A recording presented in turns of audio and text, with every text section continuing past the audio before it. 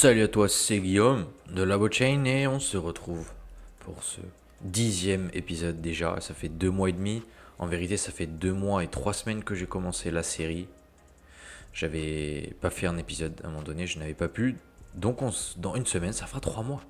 Déjà 3 mois qu'on suit ça de près.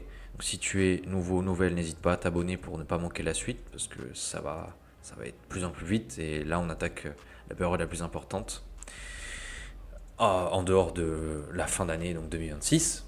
Donc Bitcoin Early Cycle décembre 2026. Alors pourquoi décembre 2026? Donc, comme à chaque fois, je rappelle rapidement le scénario.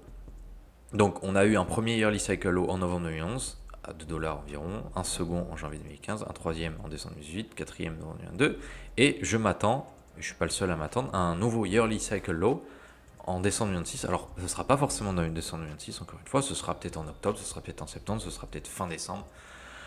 Ce sera très probablement lors du quatrième trimestre ou au plus tôt lors de la fin du troisième trimestre. Donc peut-être juillet-août, c'est pas impossible, juillet-août, septembre, c'est pas impossible non plus. Et pour rappel, un yearly cycle, c'est 8 weekly cycles. Un weekly cycle, c'est environ 181 jours, mais on a une fenêtre de 24. Alors d'ailleurs, ça, je vais l'enlever parce que c'est plutôt inexact. On est plutôt sur du 230 jours. Mais on a une fenêtre de 24 à 42 semaines. J'avais laissé 180 jours parce qu'un daily cycle, parce qu'un weekly cycle est composé de 3 daily cycles. Et un daily cycle, c'est environ 60 jours. Donc si on a 3, ça fait 3 fois 6, 18, ça fait 180. Mais c'est pas tout à fait ça.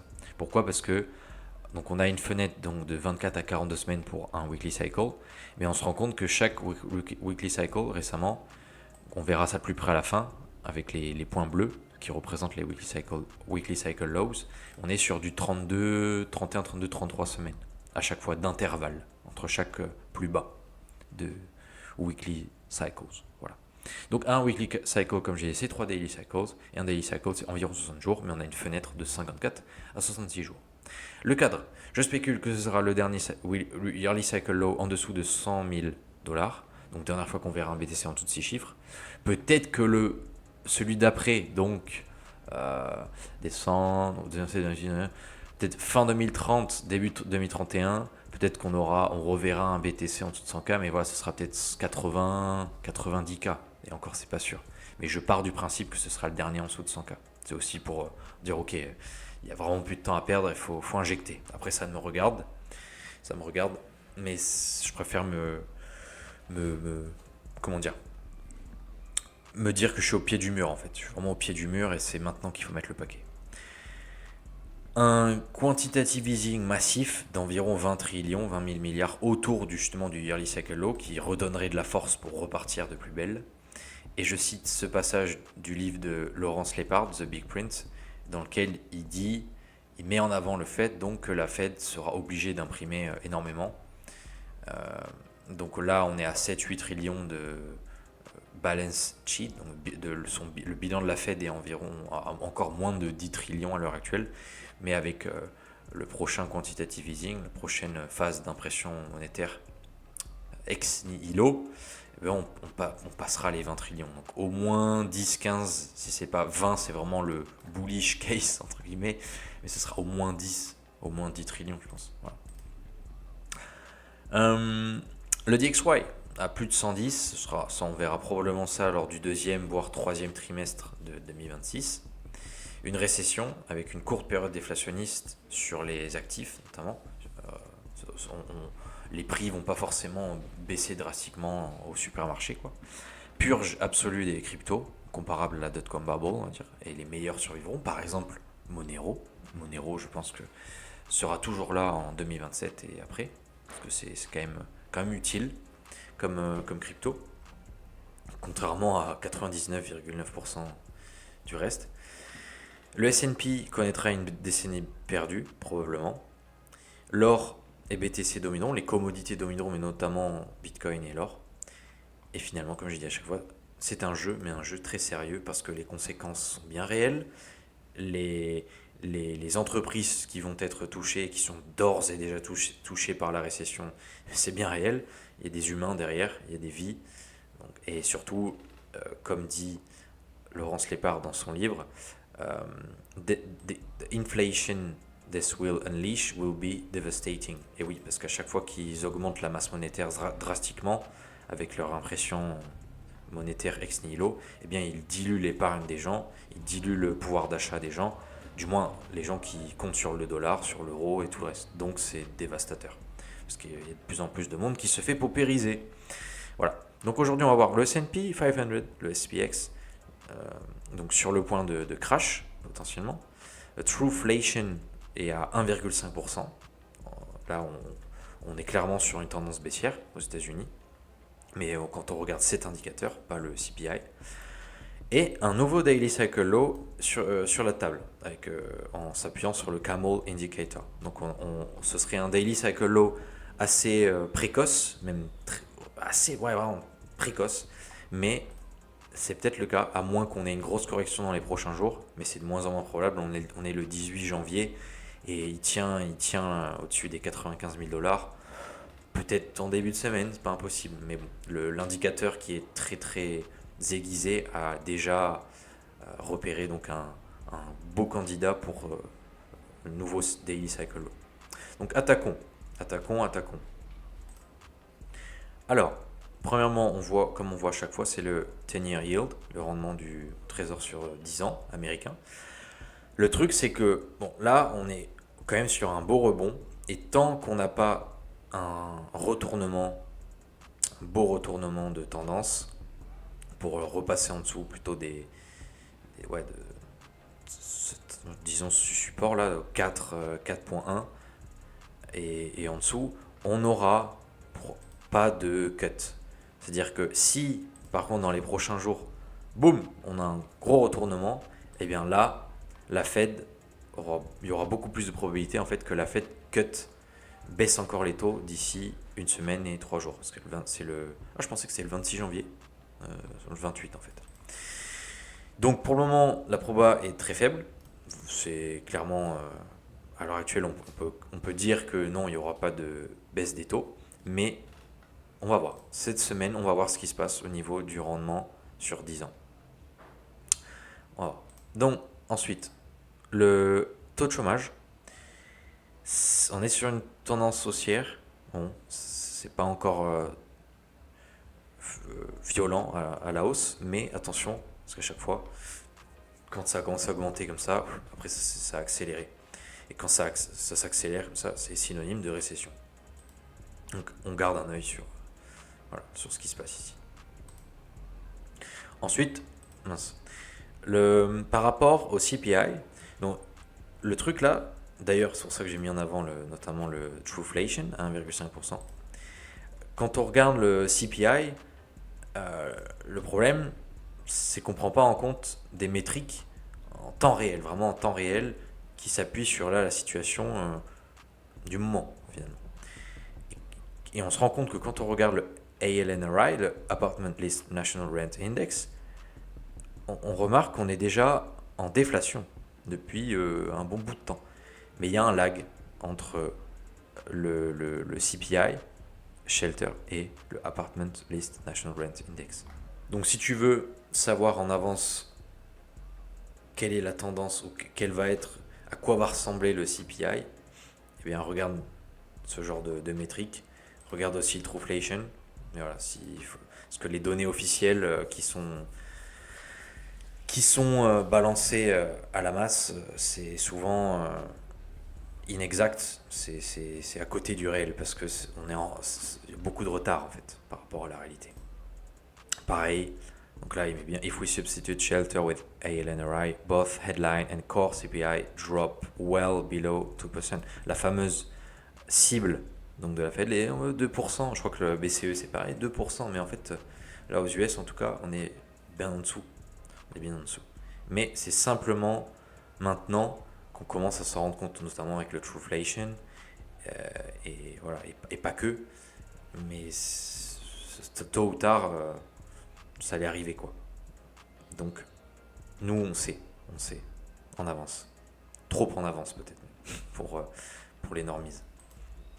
Ensuite, l'inversion de la courbe des taux entre le 10-year yield et le 2-year yield. on a une grosse inversion, très longue, et à chaque fois qu'on a eu ce genre de choses, eh bien, quand après on est repassé au-dessus de 0% et qu'il y a eu l'accélération, c'était synonyme aussi de conditions économiques très difficiles, de récession. Et là, on vient de repasser au-dessus. Mais, j'ai fait une mise à jour sur Twitter. Donc, what a big push to the upside will mean here? Eh bien, c'est évident, c'est donc la phase où justement ça part en sucette et tout crache, quoi. Et j'ai fait un update, heureusement, donc c'était le 10 janvier, la semaine dernière. On latéralise quand même, il n'y a pas de grosse accélération encore, même si là on a quand même eu un petit breakout. Mais voilà, il reste encore probablement quelques semaines tranquilles. Ensuite, je regarde cet indicateur et pour le moment, RAS, rien à signaler. On est sur une tendance baissière. Par contre, s'il y a un gros pump comme ça, attention. Ça veut dire que les conditions sont mauvaises économiques. Vraiment, on rentre dans une phase critique. Mais c'est pas le cas aujourd'hui. Ensuite, le M2 par rapport au US Inflation Rate year on year. Le truc qu'il faut comprendre ici, c'est que quand on a une grosse contraction, comme on a eu là à partir de fin 2021, début 2022, pendant plusieurs mois, voilà, jusqu'à fin 2023, début 2023, pardon, fin 2023, début 2024. Non, je dis des bêtises, fin 2022, début 2023, pardon, j'ai du mal. Eh bien, après, ça se reflète au niveau du US Inflation Rate year on year, mais il y a un gros laps de temps, il y a environ 2 ans en fait. Sur le US Inflation Rate year on year, on a déjà vu cette première phase, là, ici, mais on n'a pas encore vu la phase donc finale, qui passe en dessous des zéros, de zéro là. Donc on s'attend, comme les précédentes fois, quand on a une grosse contraction, par exemple là, après 2008, boum, parce qu'il y a une grosse contraction, boum. Et là, ça risque d'être similaire, en tout cas aller chercher les zéros, autour de zéro, voire en dessous. Et là, on pourrait parler donc de déflation. Tant qu'on est au-dessus de zéro, c'est déflationniste. Et après, quand on passe en dessous de zéro, c'est déflationniste. Après le S&P, donc le S&P, je voulais vite fait voir ça de plus près, parce que récemment, ouais, on m'a dit quelque chose comme ouais, mais attends, je me diversifie, j'achète des ETF, je sais plus quoi, je crois qu'il y avait dans le lot, il y avait, enfin, voilà, des actions, mais c'est sûrement de top 500 entreprises US. Je dis oulala, je sais pas si c'est le bon moment, et je vais expliquer pourquoi, c'est très simple. Là, ce qu'on met en exergue à chaque fois, c'est que quand on a une baisse des taux directeurs dans un environnement récessionnaire, difficulté économique, tout ça, eh bien, le S&P, lui, 3 mois et après, 3 mois, 6 mois après, 1 an après, c'est rouge. C'est rouge. C'est bear market. Voilà. Et historiquement, ça a été le cas entre 2001 et 2007 notamment. Mais le S&P, voilà la gueule du S&P. Là, on a eu notre plus bas, la fin 2022, plus bas de cycle, de 4 ans, majeur. Et après, bon, on a une gros crash. Et là, en fait, c'est vertical. Et tôt ou tard, donc est-ce qu'on va avoir une distribution. Alors, il est où le pinceau, vous voyez là. Une distribution comme ça, jusqu'à notre yearly cycle low, pardon, fin 2026. Mais bon, je pense que on va plutôt aller chercher des niveaux beaucoup plus bas. Mais surtout, bon là, c'est déjà pour se rendre compte encore plus de la verticalité du price action. Mais c'est que là, je suis en monthly, si je remets on va mettre en daily. Est-ce qu'on va avoir une distribution comme ça, sneaky distribution top, voilà, ou est-ce que ça va faire un gros pump, donc je vais pas redessiner dessus, mais boum, voilà, et après boum, c'est ça la question. En daily, bon, on peut pas vraiment s'en rendre, mais si on regarde, on remet en mensuel, Est-ce que ça va encore faire ça? Bouh, et puis heureux, bouh. Ça, je sais pas. Mais ce qui est sûr, c'est que ça, là, c'est vertical. Et tout ce qui est vertical corrige aussi verticalement. Et là encore, c'est rien. C'est rien du tout.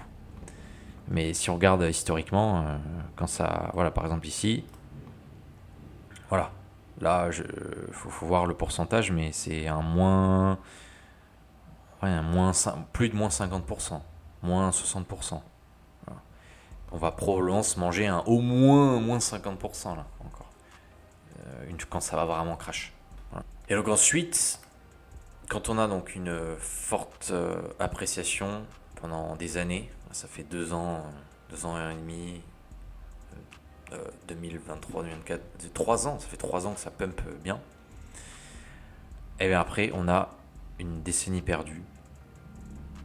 Historiquement, en tout cas, on l'a constaté, c'est qu'on a une grosse phase d'appréciation, et puis après ça latéralise. Mais il se passe rien, on bat pas l'inflation en étant exposé au S&P pendant ces périodes-là. En fait. On se fait défoncer aussi. C'est pour ça que les commodités, notamment Bitcoin et l'or, là c'est à privilégier. Alors, c'est ma vision des choses.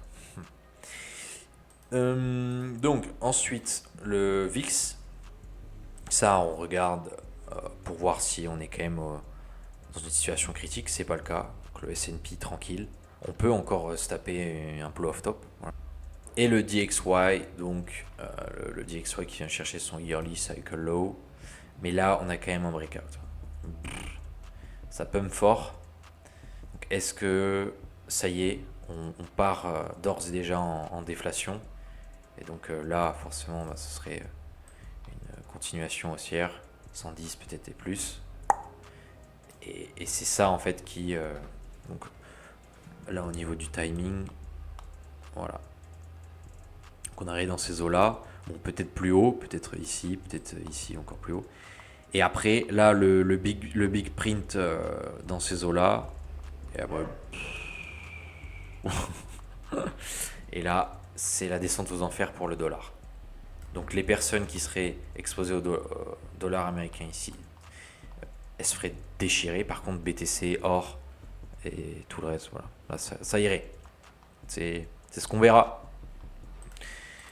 Et BTC, donc le Weekly Cycle Low qui a été validé, donc le précédent en début avril 2025, un Daily Cycle, 2 Daily Cycles, 3 Daily Cycles, hop, et de nouveau un Weekly Cycle Low, un Daily Cycle, donc là il est assez early parce que le précédent, en fait là on a eu 80 jours d'intervalle entre lui et lui. Et là, 21 novembre à maintenant, de toute façon, on est à 7 semaines. Donc c'est pas grand chose. Cette fois 7,49. Ouais, on n'est pas dans la fenêtre. On est, comme je disais au début, c'est précoce. Mais l'indicateur de Camel Finance, indicateur très puissant, a dit ok, là on a quand même un bon candidat. Parce qu'en plus derrière, ça a quand même pas mal pump. Là la question c'est, on est dans la fenêtre normale pour trouver un daily cycle low. Donc est-ce que l'indicateur va en fait dire non, ou est-ce qu'il va le garder? Pourquoi? Parce que s'il dit non, ça veut dire que là, dans les prochains jours, on va crash, et là, il va peut-être en sélectionner un nouveau. Surtout si on va en dessous. Donc en dessous des 89 000 dans ces eaux-là. Ou pas. Ça se trouve, là, c'est parti, on va continuer. Et on va avoir notre dead cat bounce, notre rebond du chat mort. Donc, mais ce sera quand même le... Si, voilà, on trace notre trend line, imaginons, on a un beau pump dans les prochains jours, les 2-3 prochaines semaines, voilà.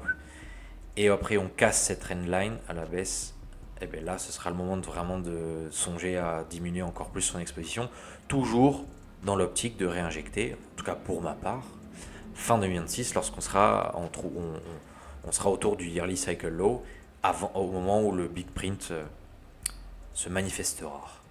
Voilà. Mais pour le moment on ne sait pas. Donc, est-ce que ça va être un dead cat bounce, ou est-ce qu'on va faire de nouveau plus haut dans les prochaines semaines? 130 000, 140 000, 150 000, 200 000, 300 000, 500 000, je sais pas, mais c'est sur la table. Du moins, un nouvel ATH, un nouveau plus haut à 130, 140, 150 000, franchement, c'est pas la probabilité est non négligeable. Parce qu'en tout cas, si en fait à partir du moment où on repasse sous ce weekly cycle low, donc en dessous des 80 000, là ok, là c'est vraiment validation du bear market. Voilà. Et après il n'y a plus qu'à attendre donc 2 autres weekly cycle lows afin de trouver notre yearly cycle low. Mais voilà, là ça tient. Ah, je reprends pour bien expliquer ça une nouvelle fois. Tant qu'on ne traduit pas par la gauche ce daily cycle, donc en gros, on a notre daily cycle low ici, ok, 8 janvier. Et pour qu'il soit traduit par la gauche, il faut que le top ait lieu avant le middle point. Et le middle point, pour un daily cycle, c'est 30 jours. Parce que un daily cycle complet, c'est 60. Donc, 8 janvier, le 8 février, on sera au niveau du middle point. Là, j'arrive pas à l'avoir. Donc, si on a notre top avant le 8 février, eh bien là, c'est bearish. Alors, ça peut très bien pump fort, mais après, si on corrige, il sera traduit par la gauche. Par contre, si c'est après le 8 février, c'est traduit par la droite, du coup. Et cette même règle s'applique pour les weekly cycles et les yearly cycles. Là, la traduction, voilà, il faut voir ça de plus près à chaque fois pour envisager la suite. Si on a une traduction par la droite, c'est plus bullish. Et si on a une traduction par la gauche, la suite est plutôt bearish. Si on parle en termes de probabilité. Voilà, c'est tout pour aujourd'hui. On fait le point dans une semaine, j'espère. Je ne sais pas donc évidemment non plus le prix des 126, ça dépend. Si le top était 126K, là ok, on peut avoir un bottom à autour de 40K, entre 40 et 50K, peut-être 35K, à mon avis pas moins, mais 40K c'est envisageable, 40-45K pour des 126. Par contre, si on fait un nouvel ATH à 150K par exemple, là ça sera très probablement plus haut, ça sera peut-être 50-60K le bottom. Voilà. Mais dans l'absolu, on s'en fout. Ce qui compte, c'est la fenêtre.